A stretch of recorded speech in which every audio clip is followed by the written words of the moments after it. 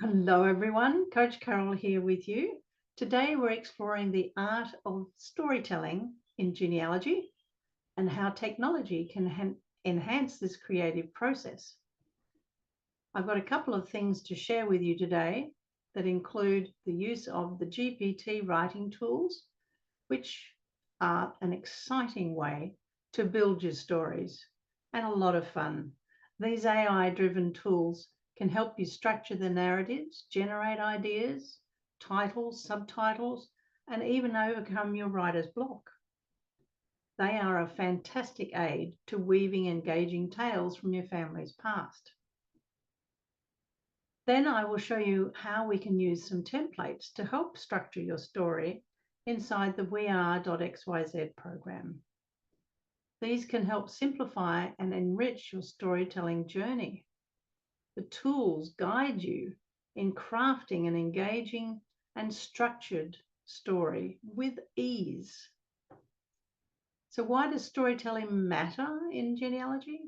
Well, it breathes life into those boring dates and facts, and it helps preserve your family's history and legacy in a compelling way. And it also can engage current and future generations in your family's history.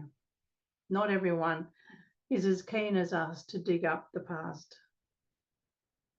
So some tips for you today: how to use your GP tools for initial drafts and creative prompts, and how to utilize the weare.xyz templates for a storytelling structured approach, and how to personalize those stories with anecdotes, photos, and documents. Let's get started on these.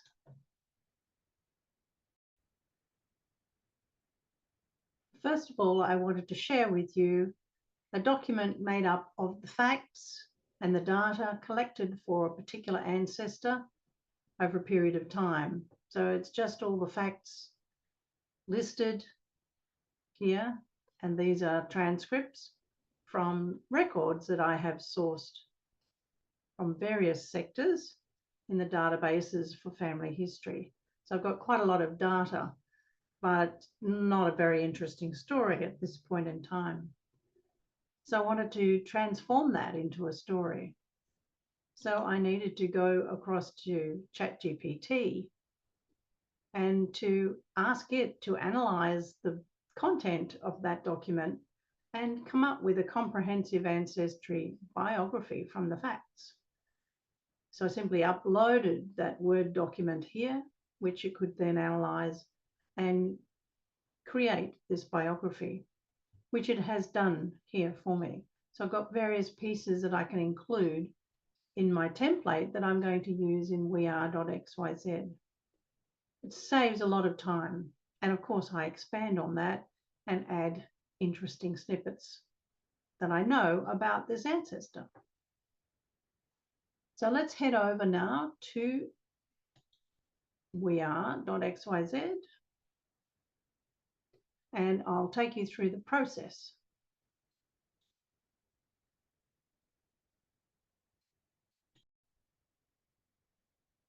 We're in my page for the Allery ancestors, my paternal heritage, and you're currently looking at the welcome page. What I would like to do now is take you across to the tree itself by clicking into the Your Tree tab. And here are the people of my tree. Next thing I want to do is to find a particular ancestor and start writing a story about them. And in particular, I'm looking for my great-grandmother, Jemima Blackburn. And then I'll be able to see her children below that. Just scrolling these up a little bit for you. The next thing to do is to go into the Research and Recollections tab here. And here is where you can create the story. And you do that by adding an article. And I'll show you the steps in just a moment. In this case, I'm showing you what is already here There's a story about my great-grandmother, Jemima, and I have used the process that I'm about to show you to create this. So let me just show you these. And you'll see the finished product. So it begins with a little bit of interesting information about her. And I've picked up on the fact that Jemima was the second wife of my great-grandfather, and she gave birth to 6 boys of her own, each born just 2 years apart. And her birthing timeline was 1886 to 1896. So in that decade, she gave birth to 6 boys. Then I go on and look at some pictures of her that I have, her early years. I have a certificate of her birth. Then I look at the various economic conditions in the 1880s through some historical information. And then we have a look at her sons, her 6 boys, and a story about her and each of her sons. And into the stories of her sons, we weave in a little bit of the historical significance of the time. And then scrolling down, we come to her final years. And in this case, I have an image of her gravestone and a transcription provided by ChatGPT. So that's what it looks like. But how do we get to that point? Let me now take you to another page where we start this whole process from scratch. So once again, I need to find the person who I'd like to write this story about. And I can do that by filtering through the little tabs for each person, or I can search for the person over here.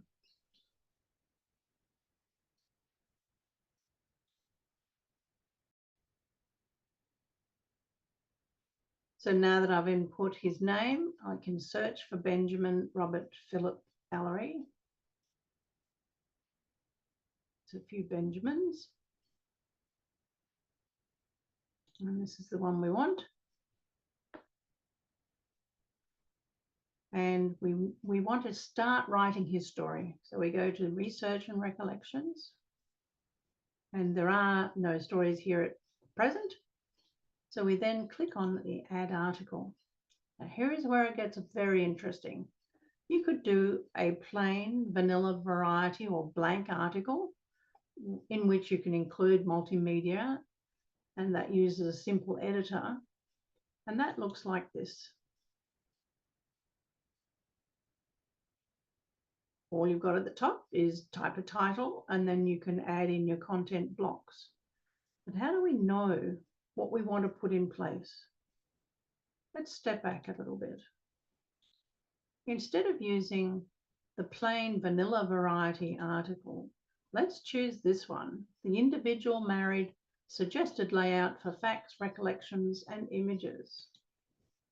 And this is a whole new ballgame. It's the latest tool in the weare.xyz program.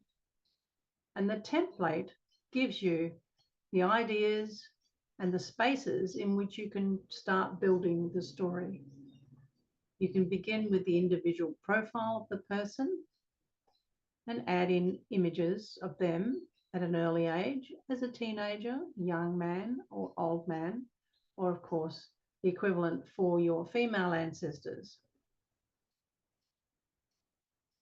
Then an introduction and early years. You could select an image of your ancestor as a child in a family portrait. And in the text, gives you some ideas what questions you can ask yourself. Now they're a little bit faint for you to read, so I've got a template document that I'll show you in just a moment to get the details of those. Well, let's just scroll through and we'll see what else there is. It then suggests that if you've got a birth certificate, that you can put it in place here to fill up that space. Then looking into their education and early childhood, maybe you know what school they went to, you could put a photo of their school here. And the questions such as where did they go to school, and if they worked, what was their first job, and did they have any close friends who are remembered. So just some ideas of what you can put in the text there. Then major events and interests. Did they go to war? Maybe there's a photo of them in their uniform. Were they well known for a particular passion or career or sports? Or is there any funny or tragic family incidents involving them? The next section could be about their adult life, their work, their marriage and family, perhaps a wedding portrait if you have one. Questions such as where did they live together? How did work lives progress for them? Did they have children? Who were they?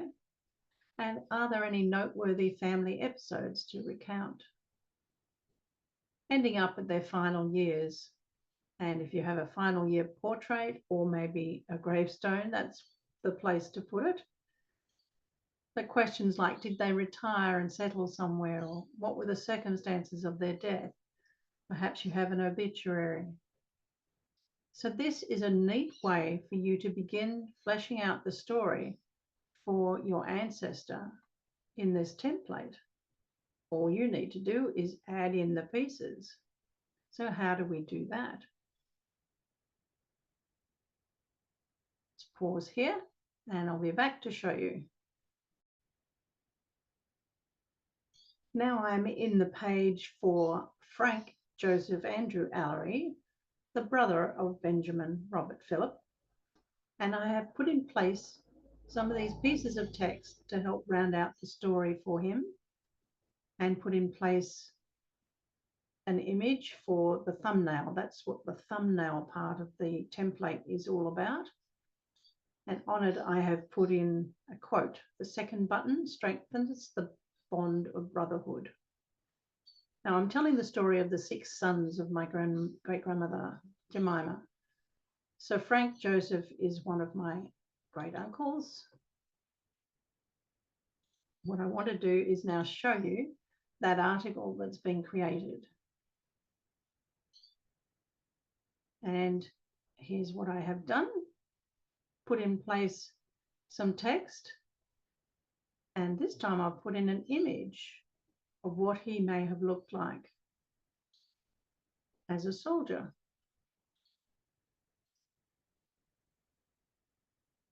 And his brothers are showing here in this photo. And then what I've put in place for Frank is a more detailed study about his military experiences, especially for his part in the war as a member of the 8th Battalion of the East Surrey Regiment. Within it, I have put in place a link to the papers for Private F.J.A. Allery and a link to the actual war diary of the 8th Battalion. So rather than put it all in place here in his story, I have created 2 separate stories. I've also imagined what he may have said if he was writing his own diary, and I've put that in place as a separate link. Let's have a look at that one.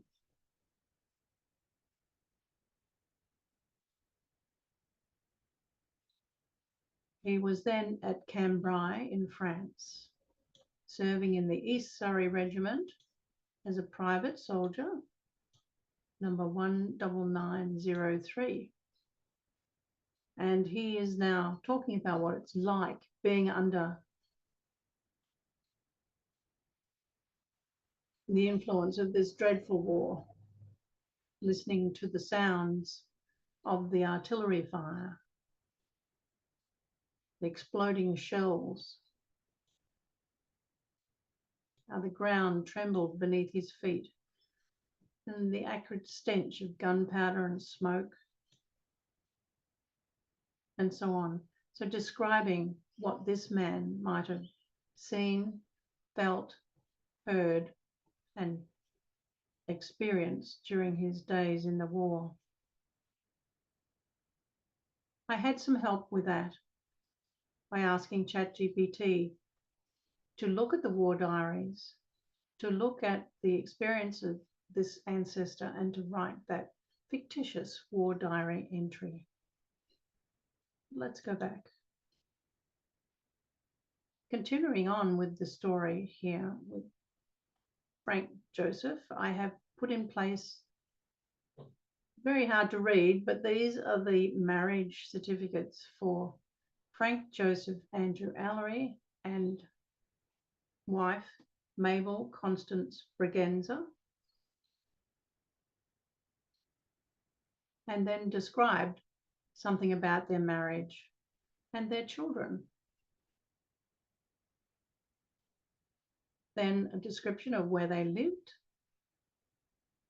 and some information that I've found on the 1939 register, which shows where they were and what their occupations were. And in this case, there's a link back to another article about his stepbrother, Walter Frederick. And then we see that his wife, Mabel, died, and there is an obituary that I've obtained from the newspapers of the time. I was very lucky to find that, and then get the transcript of parts of that showing here, and then a little more information about the wedding of his children. Edna May married Stanley Bell, and Stanley John married Sheila Ewens. And I managed to find some newspaper articles about each of them. So you can see how that's beginning to fill in a neat story for this ancestor. It's a work in progress, stuff to go back and do some extra edits here. But here's an example of what ChatGPT can help you with. If you've got something like an article from a newspaper and you want it transcribed, it can do that for you. Just put in the image that you've downloaded and it will transcribe it for you, as I have done here. It was a very in-depth description of the wedding of one of these children of my ancestor. And this was Edna, who married Stanley Bell.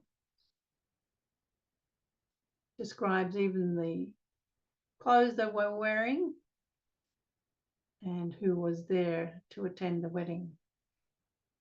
Similarly, with the wedding of Stanley Allery to Sheila Ewens, I have the transcript here.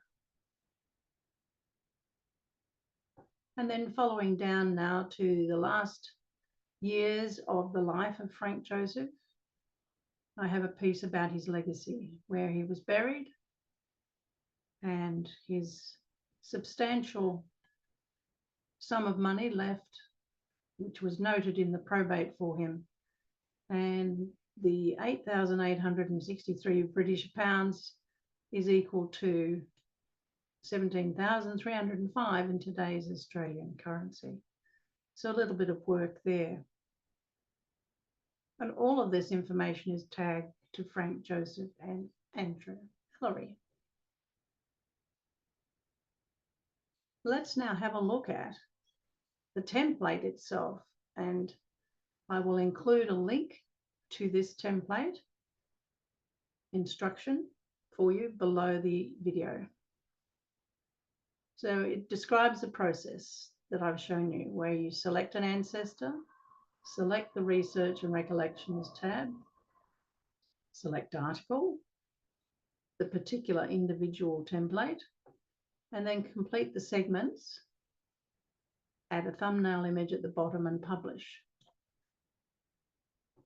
So in here, I've also included some case study examples that you've seen, where you can go immediately to that page that I've developed for that ancestor. And here are those questions that are shown in the template inside We Are, so that you can see them in depth. And I will add in the links to the case studies for each of the sons as they are created. But you'll get the idea now of what's included in the template and how it can help you to write the story of your ancestor.